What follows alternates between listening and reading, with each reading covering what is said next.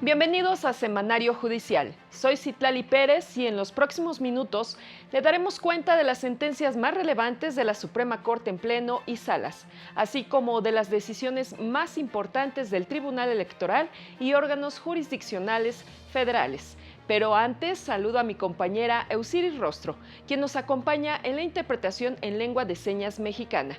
Eusiris, bienvenida. Ahora sí, comenzamos.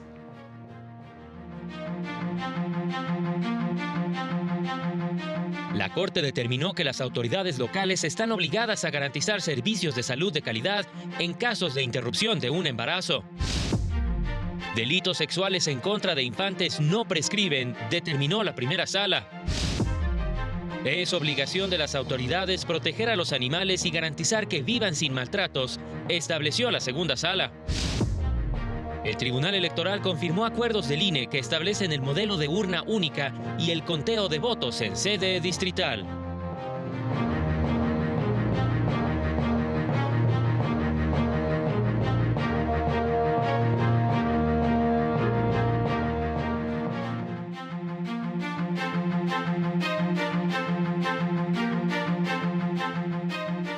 Esta semana, el Pleno de la Suprema Corte resolvió una contradicción relacionada con la prestación de servicios de salud en casos de interrupción del embarazo. El Pleno de la Corte estableció un criterio jurisprudencial clave para proteger y garantizar los derechos de las mujeres en el país. Determinó que existe una obligación de las autoridades locales de los respectivos sistemas de salud de implementar, difundir y organizar los servicios de salud para garantizar el derecho a interrumpir el embarazo. Esto al resolver una contradicción de criterios entre tribunales colegiados a propósito de la acción de inconstitucionalidad resuelta también por la Corte, en la que declaró la invalidez de la penalización de la interrupción voluntaria del embarazo en Coahuila. El derecho a la interrupción voluntaria del embarazo, reconociendo que incluye, lógicamente, el ejercicio de este derecho, el proveer de los servicios de salud como una obligación para que este derecho se ejerza de manera segura.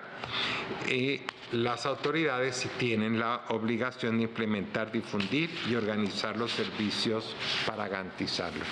El tema en concreto es si autoridades administrativas tienen la obligación de acatar una acción que no comprendió las leyes de su estado.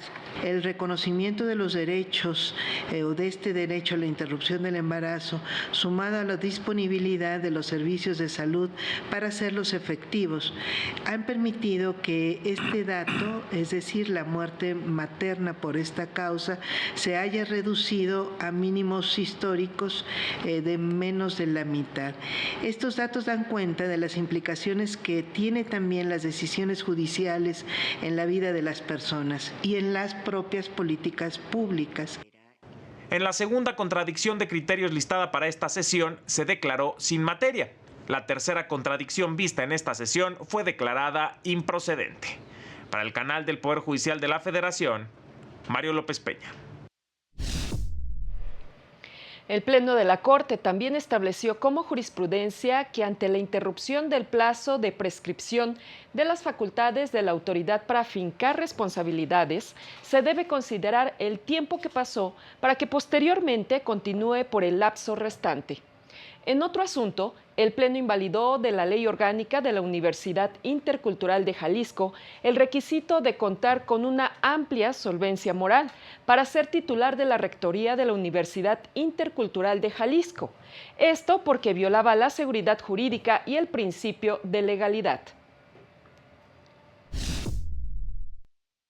Este asunto quedó en lista en la sesión del lunes pasado para esperar la integración completa de este tribunal pleno, pero sobre todo para no variar una sólida línea jurisprudencial.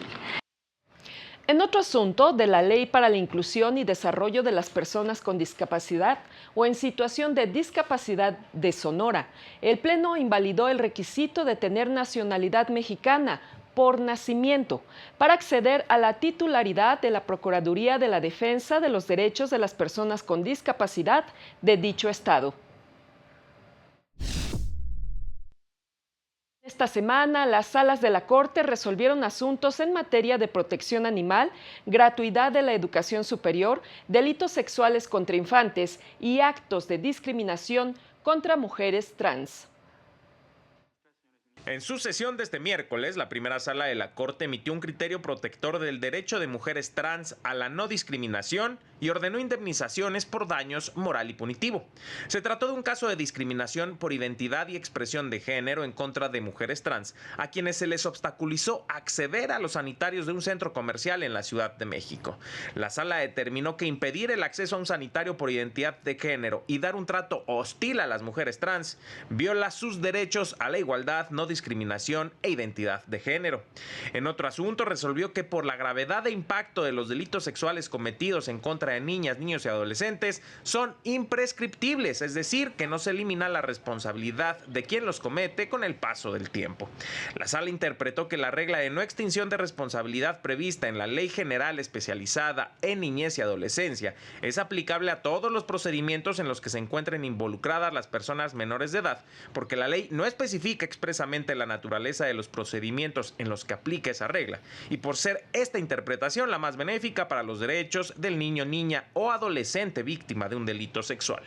Por otra parte, al revisar un amparo directo, la primera sala reiteró el deber de los órganos jurisdiccionales de juzgar con perspectiva de género e interseccionalidad al momento de analizar las declaraciones de una víctima de violación sexual en un proceso penal.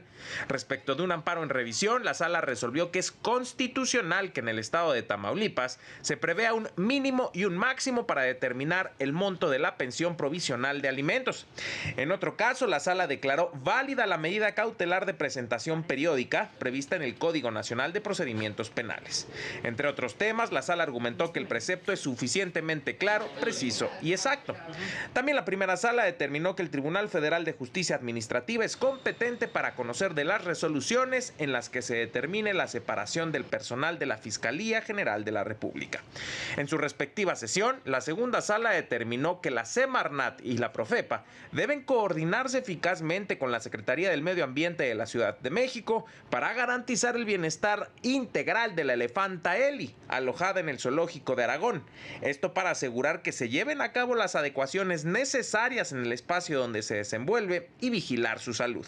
La sala destacó que existe un amplio marco normativo que exige y obliga a las autoridades a verificar que se proteja, conserve y cuide a los animales y asegurar que vivan sin maltrato en espacios apropiados, con el tamaño y condiciones ambientales de acuerdo con las necesidades de cada especie, de manera que se salvaguarde su permanencia a largo plazo. En otro asunto, por mayoría de 3 votos, la segunda sala determinó que el cobro de una cuota de inscripción para cursar en modalidad virtual una especialidad en la Facultad de Derecho de la UNAM no es contrario al principio de gratuidad en la educación superior establecido en la Constitución. Para el canal del Poder Judicial de la Federación, Mario López Peña. La Suprema Corte publicó el Acuerdo General del Pleno 1/2025, en el que ordenó levantar el aplazamiento en el dictado de resolución en los amparos en revisión del conocimiento de los tribunales colegiados, en los que subsista el problema de constitucionalidad de la Ley de Seguridad Social del Estado de Tabasco. Asuntos que deberán resolverse aplicando los criterios que fijó el Pleno del Tribunal Constitucional en las acciones de inconstitucionalidad 8/2016 y acumulada 9/2016, sin menoscabo de que en relación con planteamientos diversos actúen en términos de lo previsto en el Acuerdo Plenario 1/2023. En dichas acciones, el Pleno solo invalidó el artículo 2º, último párrafo, en la porción normativa, ni los trabajadores eventuales, 6º, fracción 7ª, en la porción para el caso de las prestaciones médicas, el trabajador deberá convenir con el ISSSTE el incremento de la cuota de su sueldo base en un porcentaje adicional, mismo que será establecido en el reglamento. También invalidó lo relativo a las pensiones caídas y un artículo transitorio que negaba el derecho a la pensión a aquellos trabajadores que no hubieran cumplido los requisitos de ley, es decir, las semanas de cotización. En más temas, en el marco de la FIL de Minería se presentó un número más de la revista Mujeres en la Justicia, editada por la Suprema Corte, en la que se aborda el tema de las mujeres en prisión. En México existe un patrón de traslados arbitrarios de mujeres privadas de la libertad que derivan en violaciones a sus derechos humanos. Así lo dieron a conocer colaboradoras de un artículo publicado en la revista Mujeres en la Justicia, coordinada por la Unidad General de Conocimiento Científico y Derechos Humanos de la Suprema Corte de Justicia de la Nación, que fue presentada en la Feria del Libro en el Palacio de Minería. Muchas organizaciones y medios internacionales han advertido que hay una existencia o un patrón de traslados arbitrarios de mujeres que se encuentran recluidas en centros penitenciarios de las entidades federativas y que están siendo trasladadas al Ceferezo número 16. Por ejemplo, la Comisión Interamericana de Derechos Humanos ha dicho que en nuestra región estos traslados se usan como medio de control o como castigo o como una medida disciplinaria para las personas. Mencionaron que las mujeres representan el 5.7% de la población privada de la libertad y de los 14 centros penitenciarios a nivel federal, solo uno es femenil. Justamente muchas de las muertes, diciéndolo así como los suicidios, pero muertes provocadas por las autoridades del Estado, se deben al aislamiento social y a la falta de acceso a servicios de salud. El número 6 de la publicación Mujeres en la Justicia profundiza en este tema, así como en el análisis del impacto económico de la desigualdad de género en los sistemas de pensiones, el derecho al autocuidado, entre otros. La obra puede ser consultada en su versión digital. Para el canal del Poder Judicial de la Federación, Laura Murillo. Vamos a una pausa, enseguida continuamos.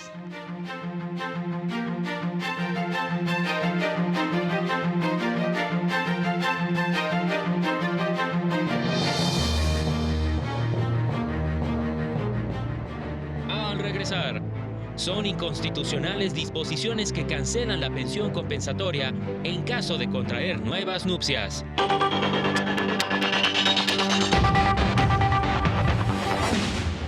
Ya estamos de regreso en Semanario Judicial. La magistrada Mónica Aralí Soto Fregoso asumió la presidencia de la Comisión de Transición del Poder Judicial de la Federación, que tiene a su cargo la transferencia de los recursos materiales, financieros y humanos de la Suprema Corte, la Judicatura Federal y el Tribunal Electoral a los dos nuevos órganos, el Tribunal de Disciplina Judicial y el órgano de Administración Judicial. La magistrada Soto se comprometió a dar continuidad a los trabajos que ha venido desarrollando la comisión y garantizar una transición ordenada a lo que establece el nuevo marco normativo del Poder Judicial Federal. La comisión acordó desarrollar un micrositio con el fin de agilizar el proceso de entrega-recepción de los recursos materiales, humanos, financieros y presupuestales, así como homologar los sistemas de tecnología de la información y de comunicación de los órganos del Poder Judicial Federal al nuevo órgano de administración judicial y al Tribunal de Disciplina Judicial. Y en más temas, durante un foro organizado por la Judicatura Federal, se reconoció el grave impacto que tiene en los derechos humanos la corrupción. No hay frontera política que obstaculice la lucha contra la corrupción, aseguró Celia Maya, consejera de la Judicatura Federal, durante el ciclo de conferencias El Poder Judicial de la Federación ante los mecanismos internacionales anticorrupción.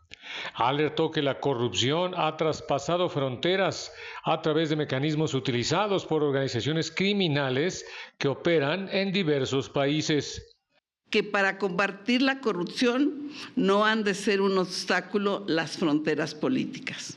Hoy, con una renovada institucionalidad que está por iniciar, el Poder Judicial de la República habrá de ratificar su voluntad de cumplir sus obligaciones convencionales en esta materia. En este contexto, la también presidenta de la Comisión de Vigilancia del Consejo de la Judicatura Federal subrayó que México se ha adherido a instrumentos globales que pretenden sistematizar los esfuerzos de gobiernos para combatir este problema. Por su parte, la secretaria ejecutiva de Vigilancia del Consejo, magistrada Amalia del Carmen Fernández, advirtió del impacto del flagelo de la corrupción en las personas. Es que la corrupción tiene una incidencia gravísima en los derechos humanos de las personas. En tanto, la directora general de la Escuela de Formación Judicial, Josefina Cortés Campos, añadió que la corrupción es un tema de preocupación para cualquier institución y país, y añadieron que el Poder Judicial de la Federación participa en esta agenda y lo hace con acciones concretas y pertinentes. Para el canal del Poder Judicial de la Federación, Óscar González. La Defensoría Pública Federal manifestó que la persecución penal y de cualquier índole en contra de personas juzgadoras con motivo de sus resoluciones constituye un acto de autoridad inaceptable que es incompatible con el principio de independencia judicial, pilar fundamental de nuestra democracia constitucional. Recordó lo señalado por la relatora especial de Naciones Unidas en el sentido que la independencia judicial es esencial para la gobernabilidad democrática, ya que controla los excesos de otros poderes y garantiza que nadie, por poderoso que sea, está por encima de la ley. En consecuencia, la persecución de personas juzgadoras que han dictado suspensiones contra la reforma judicial debilita el Estado de Derecho y lleva una advertencia implícita para los juzgadores en el sentido de que sus decisiones, por más de que se encuentren fundadas, serán objeto de investigación penal aun cuando no haya elementos para suponer que se dictaron de manera ilegal. Precisó que investigar a quienes emiten sentencias contrarias a los intereses del gobierno es un paso hacia modelos autoritarios. Adelantó que continuará brindando asesoría a las personas juzgadoras que lo han solicitado, con el fin de salvaguardar sus derechos y exigir, en su caso, acceso a la carpeta de investigación. Se presentó una obra que analiza casos emblemáticos resueltos por la Corte Interamericana de Derechos Humanos. Con el propósito de analizar el impacto de la jurisprudencia en el sistema de justicia, la Suprema Corte presentó el libro Líneas de precedentes de la Corte Interamericana de Derechos Humanos en el marco de la Feria Internacional del Libro en el Palacio de Minería. Los casos, les insisto, que llegan a la Corte Interamericana tardan décadas. Son décadas de violaciones tras violaciones de los derechos humanos para alcanzar una de las sentencias que está compilada en estas obras, y también son un reflejo de los contextos que vive cada país. Ofrece un estudio detallado sobre la construcción y aplicación de los estándares clave en la protección de los derechos humanos dentro del sistema interamericano, resultando de gran utilidad para académicos, litigantes y estudiantes de derecho. A través del análisis de casos emblemáticos sobre tortura, diversidad sexual, desaparición forzada y violencia contra las mujeres, la obra demuestra el impacto de la jurisprudencia interamericana en el fortalecimiento de la protección de los derechos humanos.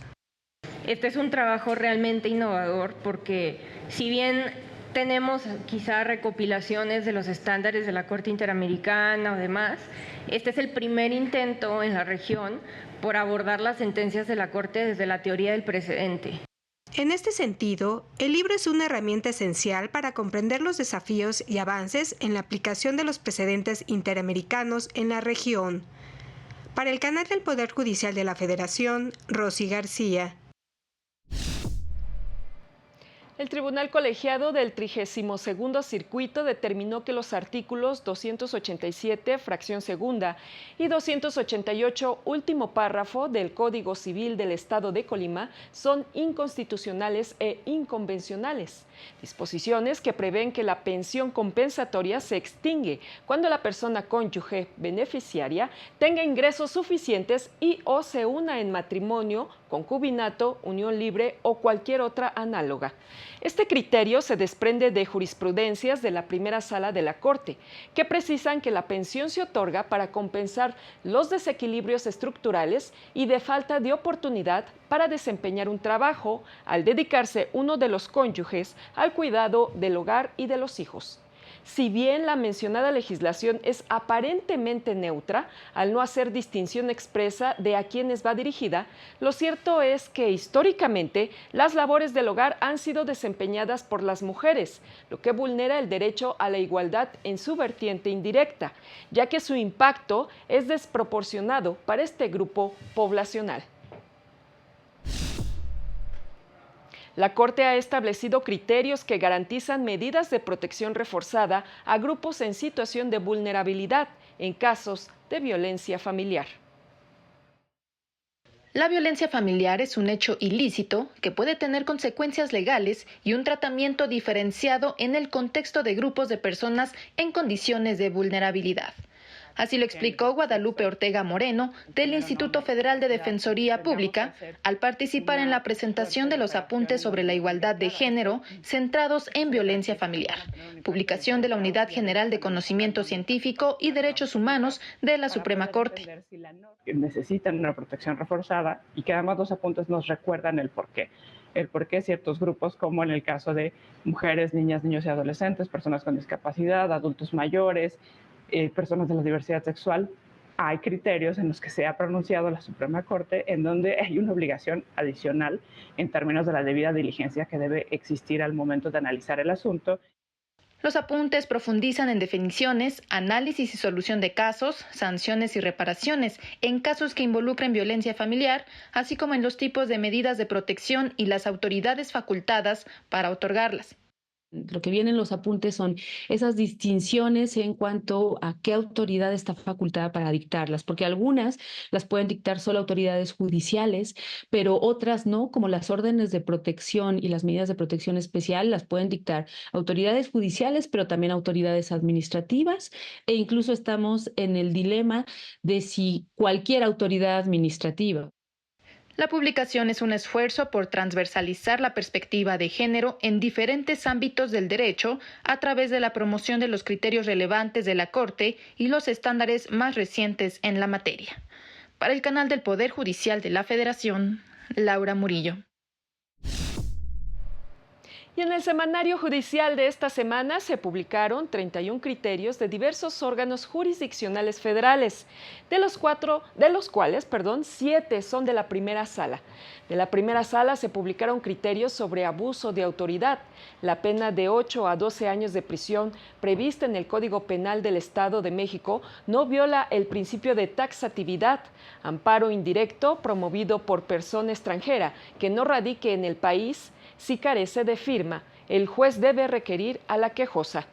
2 criterios sobre delito de peculado, previsto en el artículo 223 del Código Penal Federal, no viola el principio de legalidad y tiene como fin la correcta administración de los fondos públicos. Delito de violación de menores de 15 años o mayores de 60, previsto en el Código Penal del Estado de México, no viola el principio non bis in idem. Responsabilidad correspectiva o autoría indeterminada contemplada en el Código Penal de Morelos es compatible con el principio de presunción de inocencia y suspensión condicional del proceso, contemplado en el Código Nacional de Procedimientos Penales. Para acceder a él, el imputado debe cumplir con los deberes de deudor alimentario. De plenos regionales se publicaron 7 criterios, 6 jurisprudencias y una tesis aislada que abordan temas de suspensión y procedimiento de conciliación, mientras que de tribunales colegiados de circuito se publicaron 17 criterios, una jurisprudencia y 16 tesis aisladas relacionadas con temas de constancias de no conciliación judicial, tiempo extraordinario y seguro de vida de trabajadores de Pemex. Esta semana el Tribunal Electoral resolvió diversos asuntos relacionados con la próxima elección judicial federal. Por mayoría de votos, el Tribunal Electoral del Poder Judicial de la Federación confirmó el acuerdo del Consejo General del INE en el que estableció el modelo de casilla seccional con urna única en la elección judicial, el conteo de votos en sede distrital y no por los ciudadanos en las casillas y que las boletas sobrantes no sean inutilizadas. En contra del proyecto del magistrado Felipe Alfredo Fuentes Barrera, votaron la magistrada Yanino Tálvara Malací y el magistrado Reyes Rodríguez Mondragón. El hecho de validar un modelo de escrutinio y cómputo de votos en el que no participe la ciudadanía, es decir, no participan las y los funcionarios de casilla, en mi opinión, implica un retroceso en justamente la calidad de nuestra democracia. Pues estimo que el que haya una normativa sobre las elecciones judiciales no implica ignorar la regulación de la ley electoral,